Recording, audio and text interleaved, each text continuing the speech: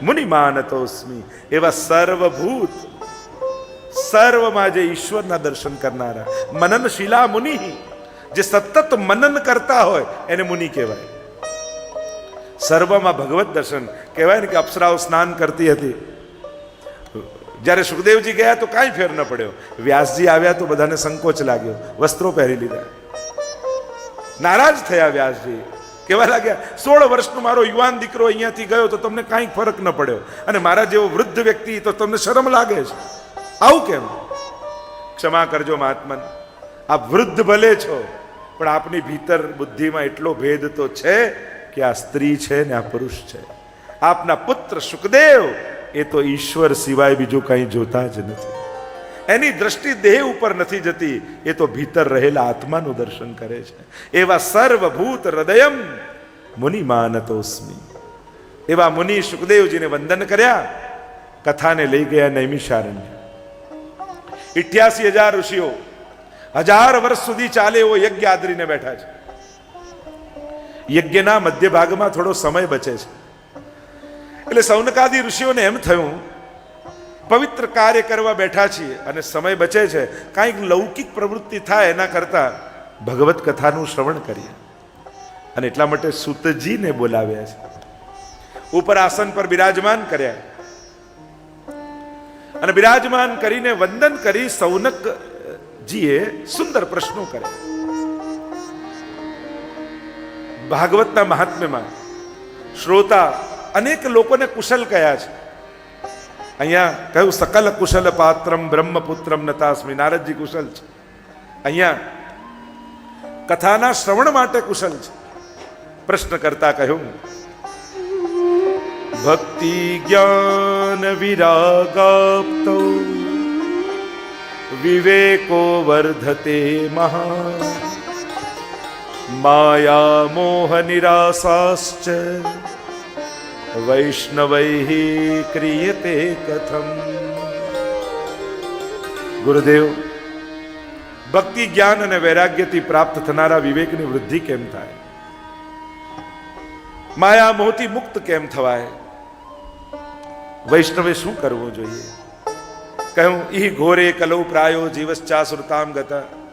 કલયુગમાં જીવ આસુરી વૃત્તિ વાળો થયો છે.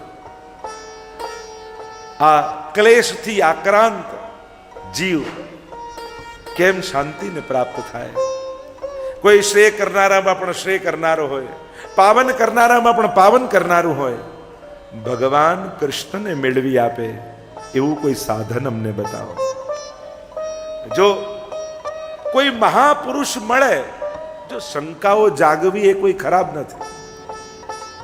શંકાઓ, જિજ્ઞાસાઓ, સંશય બહુ સહજ છે, જાગવા જ જોઈએ. પણ ખતરનાક છે ગલત વ્યક્તિ પાસે સમાધાન લેવા જવું.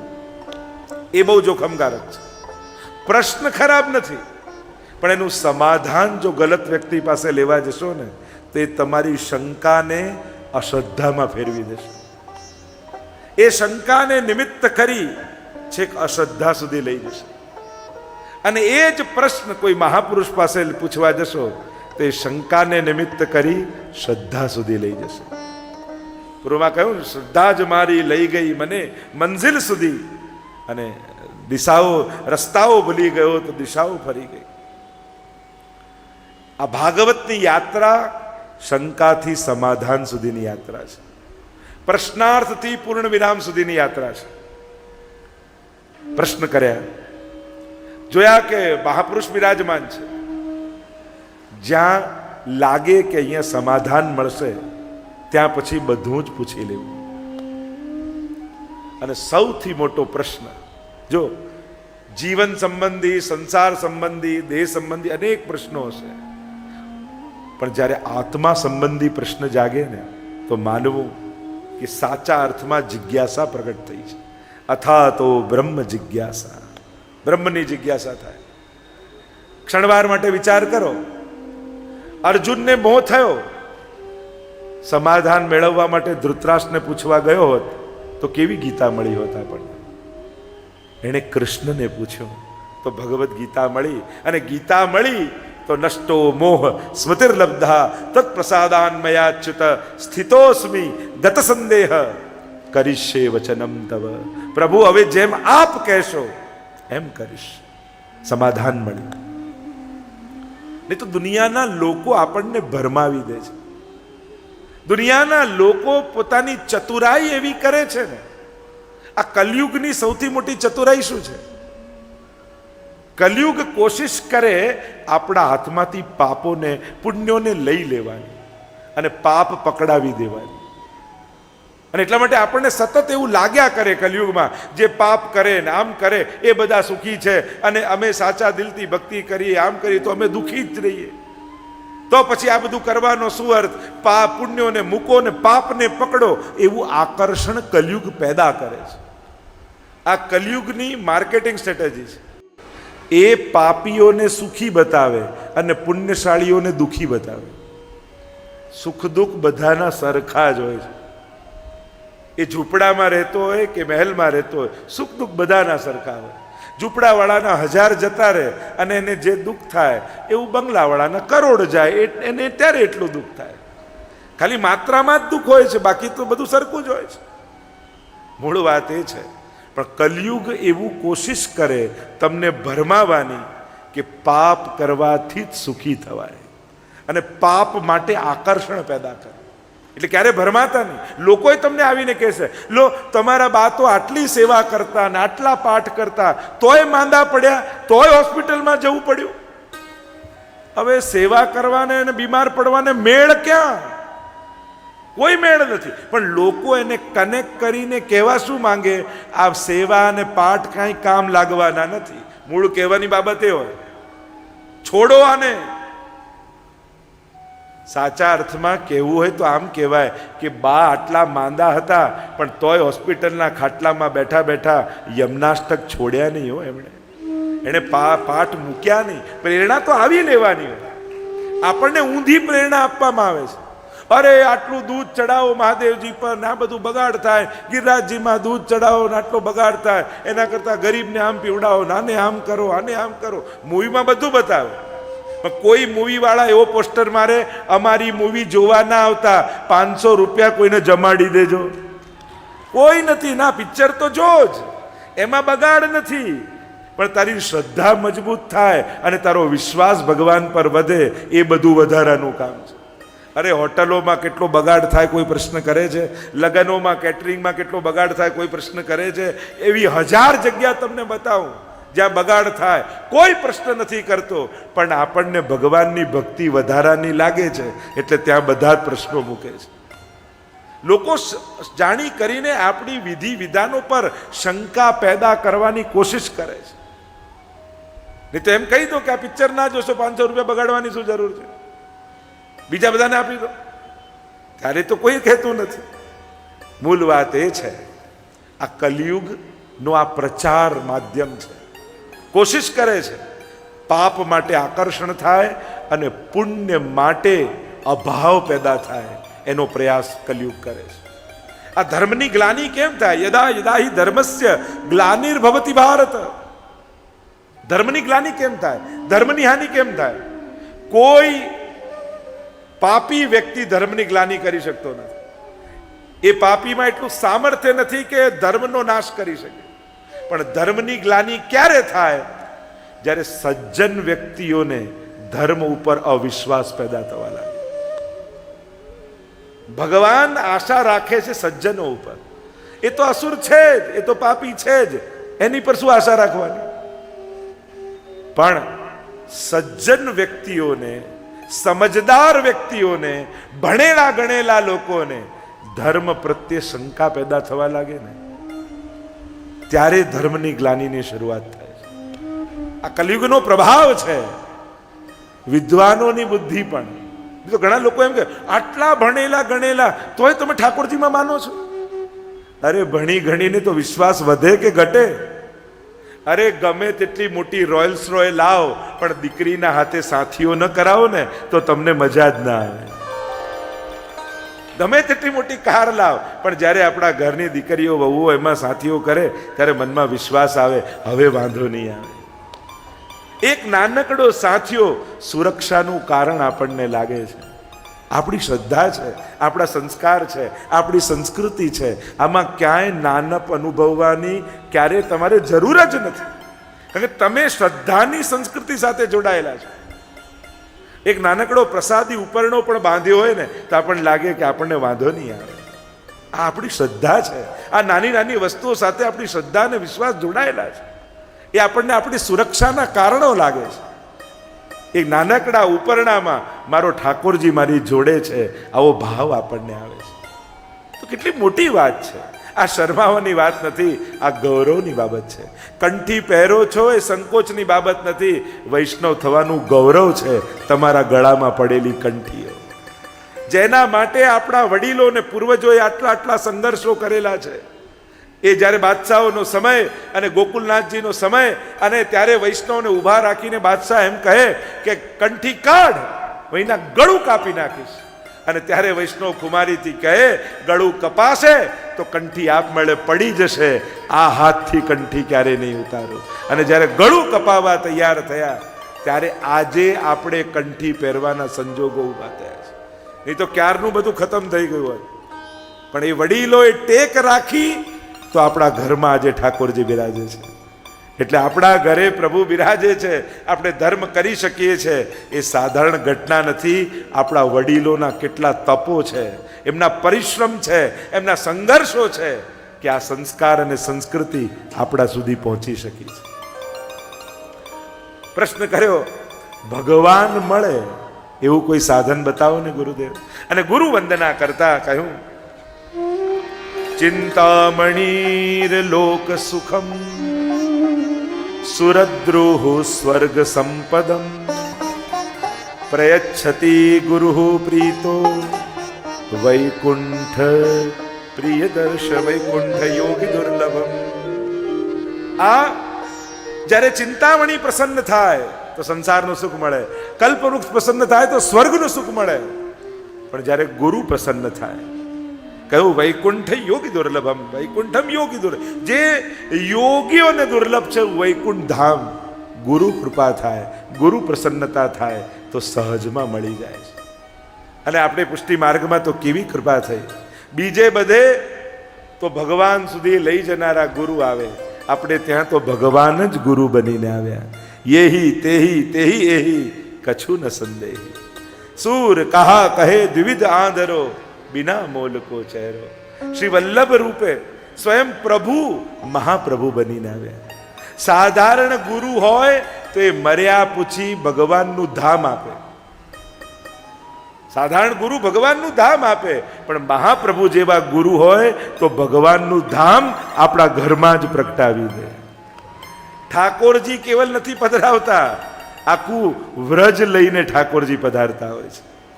જા ધન તે ગોકુલ સુખ લૈયત, સઘરે કાજ સવારે और धर्म ही ते पायो यह धन धर्म ही ते पायो. કેવલ પ્રભુ નથી મળતા, આખું વ્રજમંડળ પ્રગટાવી દે છે ઠાકોરજી. દુનિયાના કોઈ પણ ખૂણે વૈષ્ણવ રહેતો હોય પણ એના ઘરમાં તો વ્રજ જ છે જો ઠાકોરજી બિરાજે છે. એટલે જ તમારા ઘરમાં તમે દુનિયાના કોઈ પણ ખૂણે રહેતા હોય પણ ઋતુ કઈ ચાલે તમારા ઘરમાં? જે વ્રજની ઋતુ હોય. શીતકાલ આવ્યો ગદ્દલ ધરાવો, ઉષ્ણકાલ આવ્યો કુંજા ધરાવો, ચંદન ધરાવો. અને ઘણીવાર તો ઓપોઝિટ વેધર હોય. તમે સાઉથર્ન હેમસ્ફિયરમાં જાઓ, તમે દક્ષિણ ગોળાર્ધમાં પૃથ્વીના, એ ઓસ્ટ્રેલિયા કે આફ્રિકાના દેશો, તો અહીંયા વિન્ટર ચાલતો હોય તો ત્યાં સમર ચાલતો. પણ સેવા રીત પ્રીત વ્રજજન કી જનહિત જગ પ્રગટાઈ, પ્રગટ ભય માર્ગ રીત દિખાઈ. પણ એના ઘરે રીત અને પ્રીત એ તો વ્રજ ભક્તોની જ ચાલે છે, વ્રજની જ ચાલે છે. આ ભાવ આપણે ત્યાં છે. અહીંયા કહ્યું ગુરુ પ્રસન્ન થાય તો શું દુર્લભ છે? કૃપા કરો ગુરુદેવ. જ્યારે સુતજીને પ્રશ્નો કર્યા છે, સુતજીએ દરેક પ્રશ્નોને સાંભળી સ્મિત કરતા સૌનકજીને કહ્યું, સૌનકજી તમારા પ્રશ્નો તો ઘણા છે, પણ દરેક પ્રશ્નનો ઉત્તર એક જ છે. અને સુતજી બોલ્યા, કાલ વ્યાલ મુખગ્રાસ ત્રાસ નિર્ણાસ હેતવે શ્રીમદ ભાગવતમ શાસ્ત્રમ કલૌકીરેણ ભાષિતમ કાલ વ્યાલ મુખગ્રાસ. કાલ રૂપી વ્યાલ, વ્યાલ એટલે સર્પ, જ્યારે જીવનો ગ્રાસ કરી રહ્યો છે એવા સમયે એમાંથી છોડાવવા, કાળના બંધનમાંથી મુક્ત કરવા માટે કહ્યું શુકદેવજી આ ભાગવત શાસ્ત્ર કહ્યું છે. એટલે કે આ જેટલા પ્રશ્નો કર્યા એ બધાનો ઉત્તર એક જ, એ છે શ્રીમદ ભાગવત. કેવા લાગ્યા મને શુદ્ધેન વિદ્યતે, મનને પવિત્ર કરવાનું આનાથી શ્રેષ્ઠ બીજું કોઈ સાધન નથી. અને સુધજીએ તો ત્યાં સુધી કહ્યું અરે આ કથા તો એવી છે કે જે દેવતાઓને પણ દુર્લભ છે. કારણ કે જ્યારે સુખદેવજી પરીક્ષિત મહારાજને કથા કહેવા લાગ્યા એ જ સમયે અનેક વિમાનો ઉતર્યા અને જે આટલા કરોડો લોકો સ્નાન કરીને પાંબા ગયા છે ને એનો ઘડો ભરીને દેવતાઓ લઈને આવ્યા, અમૃતનો કળશ લઈને આવ્યા. પરીક્ષિત મહારાજ પાસે આવીને કહ્યું કે પરીક્ષિત તને મૃત્યુનો ડર છે ને, એમ કર આ અમૃત પી લે, તું અમર બની જઈશ. બદલામાં શું? બીજું કાંઈ નહીં, સુખદેવજીને અમે સ્વર્ગમાં લઈ જઈએ અને ત્યાં ભાગવત કથા સાંભળીએ. એક વસ્તુ યાદ રાખો, 14 માળનું આ બિલ્ડિંગ છે ને, ભૂ ભુવ સ્વ જન તપા, જે 14 લોક કહીએ છીએ એમાં 7મા માળ આ ભૂલોક. એ કેવળ ને કેવળ આ ભૂલોક એવું છે જેમાં સેવા અને કથા મળી શકે છે. બાકી અન્ય કોઈ લોકમાં સંભવ નથી. ક્યારે કોઈ એવી કથામાં સાંભળ્યું કે કોઈએ સ્વર્ગમાં કથા બેસાડી હોય? ભાગવતજી અભક્તાંસ્તાંશ્ચ વિજ્ઞાય ન દદૌસ કથામૃતમ. અભક્તો જાણીને દેવતાઓને પણ ના પાડી દીધી. એટલે કે કથા જો સાંભળવી હતી તો સુખદેવજી કહી રહ્યા હતા ગમે ત્યાં જઈને બેસી જાત તો કથા મળી જાત. પણ દેવતાપણું લઈને આવ્યા ને, કથામાં જ્યારે પણ આવો ને તો ભક્ત બનીને આવજો. હું ગામમાં આટલો મોટો, હું આટલો ભણેલો ગણેલો, હું આ પદ, કથામાં અને દર્શનમાં બને તો પોતાના લૌકિક સામર્થ્યનું પ્રદર્શન નહીં કરે. ભગવાન આગળ પોતાની મોટાઈ બતાવાય નહીં ક્યારે પણ. ત્યાં તો દાસ બનવામાં જ લાભ છે. પ્રભુ આગળ તો અસમર્થ બનવામાં જ લાભ છે. અમુક જગ્યાએ સામર્થ્ય બતાવીએ તો નુકસાન જાય. પ્રભુ આગળ અસમર્થ બનવું. પ્રભુ આપની કૃપા છે તો દુનિયા વાહ વાહ કરે છે, આપનો માથે હાથ છે તો આ પદ અને પ્રતિષ્ઠા છે, આપને કારણે મારું બધું છે, આપનો તો હું દાસ છું. દાસ ભાવ લઈને જવું. અહીંયા દેવતાઓ કથા સાંભળવા જ ઈચ્છે તો મળી જ જાત, કોઈને કહેવાની ને પૂછવાની જરૂર નથી. પણ દેવતા વૃત્તિ ક્યાં આવી? અમને મળે ને બીજાને ન મળે. બીજાને લાભ આપવો ને એ પણ ઠાકોરજીની કૃપાનું કારણ બની જાય. જો કથાનો પંડાલ બરાબર ભરાઈ ગયો છે પણ તમારી બાજુની કુર્સી ક્યાંક હોય ને કોઈ આવી હોય ને જગ્યા, જે કથામાં કોઈને જગ્યા આપે ભગવાન એને વૈકુંઠમાં જગ્યા આપે છે. એટલા માટે કહેવું પડે છે કે હવે ખચોખચ થઈ ગયું છે એટલે હવે જ્યાં જેને જ્યાંથી જગ્યા મળે ત્યાં બેસી જજો. અને એ રીતે બેસજો કે આ કથા મારા માટે જ બેસી છે. ઘણા લોકોને કોણે બેસાડી એમાં બહુ રસ હોય. કોણે બેસાડી ને આ તમારા માટે જ બેસી છે એવો ભાવ રાખીને બેસવું. હિમાંશુભાઈ તો હંમેશા કે મારી કથા તો બધા માટે છે. આ દેસાઈ પરિવાર, મહેતા પરિવાર, એક જ ભાવ, બધા લાભ લે. બસ આજે જ વાત થતી હતી કે બધા લાભ લે. એક જ ઉદ્દેશ્ય છે કે દરેકના જીવનમાં ભગવદ રસ પ્રગટે, ભગવાન પ્રવેશે એના જીવનમાં. અને આનાથી મોટી સેવા બીજી શું હોય? એટલે આ કથાના યજમાન જેટલા બેઠા છો એ બધા જ છો. અને એટલા માટે બધા જ વ્યવસ્થામાં લાગી જજો અને વ્યવસ્થાનો ભાગ બની જજો. મહેમાન બનીને આવો તો આગતા સ્વાગતાની ચિંતા થાય, યજમાન બનીને બેસો તો વ્યવસ્થાની ચિંતા થાય. એટલે આપણે બધા જ વ્યવસ્થાના એક ભાગ છે અને આપણે જ ઉત્તમ વ્યવસ્થા દ્વારા આ કથા લોકો સુધી પહોંચાડવાની છે. અભક્તાંશ વિજ્ઞાય ન દદૌસ કથામ. અભક્ત જાણીને ના આપ્યું. કહ્યું અમર તો બનીશ પણ અભય આવશે. કારણ કે સ્વર્ગમાં રહેવા છતાં, સ્વર્ગનું અમૃત પીવા છતાં દેવતાઓના રાગ, દ્વેષ, કામ, ક્રોધ, મદ, મત્સર જતા નથી. એ તો રોગ છે જ, પણ કથામૃત એવું છે કે જે જીવના અંતઃકરણને વિશુદ્ધ બનાવી દે છે. કથામૃત એવું છે કે સ્વર્ગમાં ગયા વગર પણ સ્વર્ગ જેવું સુખ આજ જીવનમાં આપી દે એવો પ્રભાવ કથામૃતનો છે. પ્રભુ તવ કથામૃતમ તપ્ત જીવનમ કવિભીર્ડિતમ કલ્મશાપહમ. મનના સર્વ કલ્મશોને ધોઈ નાખનારી પ્રભુની આ કથા છે. જો દેવતાઓને ચિરંજીવી બનવા માટે સ્વર્ગનું અમૃત છે, અસુરોને ચિરંજીવી બનવા માટે શુક્રાચાર્ય પાસે સંજીવની વિદ્યા છે, અને માનવને શાશ્વત બનવા માટે ભગવાનનું આ કથામૃત છે. અને જે આ અમૃતને પી લે છે એને મૃત્યુ તો આવે છે, પણ મૃત્યુ એના જીવનને સમાપ્ત નથી કરી શકતું. એ શાશ્વત બની જાય છે, એ અનંત બની જાય છે. અંતમાંથી અનંત સુધીની યાત્રા એ જ કથામૃત છે. જો ઘણા ઘણા મહાપુરુષો શરીરથી આજે નથી, પણ કરોડો લોકોના હૃદયમાં આજે પણ જીવી રહ્યા છે, તો શું એ એનું ચિરંજીવી પણ નથી? કેવા મહાપુરુષો, કેવા ગુરુજનો, કેવા કેવા શ્રેષ્ઠીઓ શરીરથી હજારો વર્ષ પહેલા જતા રહ્યા છે, પણ કરોડોના મનમાં પ્રેરણા રૂપે આજે પણ જીવી રહ્યા છે. તો કોઈની શ્રદ્ધામાં જીવવું, કોઈના હૃદયમાં જીવવું, કોઈના માર્ગદર્શનમાં, તો આ બધું જીવન એ પણ ચિરંજીવી પણ નથી. કથા તમને આવી શાશ્વતતાનું દાન કરશે. પરીક્ષિત મહારાજ જતા રહ્યા, પોતે નિમિત્ત બની કરોડોને જીવાડતા ગયા, કથામૃતનું કારણ બનીને ગયા. તો આજે પણ લાખો ઘરોમાં, હજારો જગ્યાઓ, આ જ સેકન્ડે હજારો સ્થાનોમાં કથા ચાલતી હશે. અને હજારો સ્થાન તો કહું, કેવલ કુંભ મેળામાં જાઓ તો 200-500 તો ત્યાં કથા ચાલતી હશે. આ ક્ષણે આ જ પૃથ્વી ઉપર હજારો સ્થાનોમાં કથા થઈ રહી હશે. તો વિચાર કરો, પરીક્ષિત ક્યાં જતા રહ્યા? એ તો ચિરંજીવી બની ગયા.